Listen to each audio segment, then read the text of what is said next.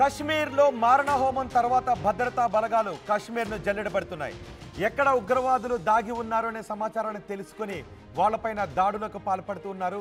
నిన్న కూడా ఉగ్రవాదులను మట్టుబెట్టే క్రమంలో ఒక జవాన్ వీరమరణం పొందిన ఘటనను చూసాం. కానీ ఇది ఇప్పుడు నేను చెప్పబోయే వార్త మీకు ఆనందాన్ని కలిగించే వార్త. ఉగ్రవాదులకు సంబంధించి ఉగ్రవాదులకు సంబంధించిన ఒక నివాసాన్ని మన భద్రతా బలగాలు పేల్చివేస్తున్న దృశ్యాలు ఇప్పుడు మీరు ఆర్టీవీ స్క్రీన్ పైన చూస్తున్నారు.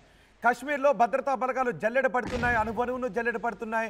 ఏ చెట్టులో దాక్కున్నా, ఏ చెట్టు పైన దాక్కున్నా, ఏ పుట్టలో దాక్కున్నా, ఏ ఇంటిలో దాక్కున్నా బయటకు లాక్కొచ్చి మరి మట్టు పెడతాము అని భద్రతా బలగాలు చెప్తున్నాయి.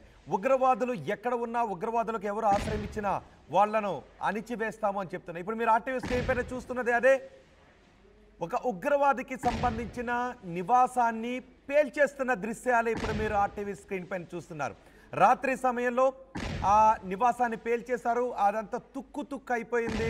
పహల్గామ్ దుశ్చర్యకు పాల్పడిన ఉగ్రవాదుల కోసం భద్రతా బలగాలు వేటను ప్రారంభిస్తున్నాయి.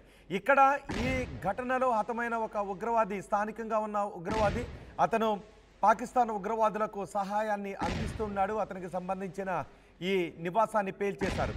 నివాసాన్ని పేల్చేసిన తర్వాత ఇదిగో ఆర్టీవీ స్క్రీన్ పైన మీరు చూస్తున్నారా, ఆ ఇంట్లోనే ఒక ఉగ్రవాది నక్కి ఉన్నాడు. ఉగ్రవాది నక్కి ఉన్నాడనే సమాచారాన్ని తెలుసుకున్న భద్రతా సిబ్బంది ఆ ఇంటిని పేల్చివేశారు. పహల్గామ్ దుశ్చర్యకు పాల్పడిన ఉగ్రవాదుల కోసం భద్రతా బలగాలు మొత్తం కశ్మీర్ అంతటినీ కూడా జల్లెడ పడుతున్నాయి. త్రాల్, బెజ్బెహరా ప్రాంతాల్లో ఆర్మీ దాడులు కొనసాగుతున్నాయి.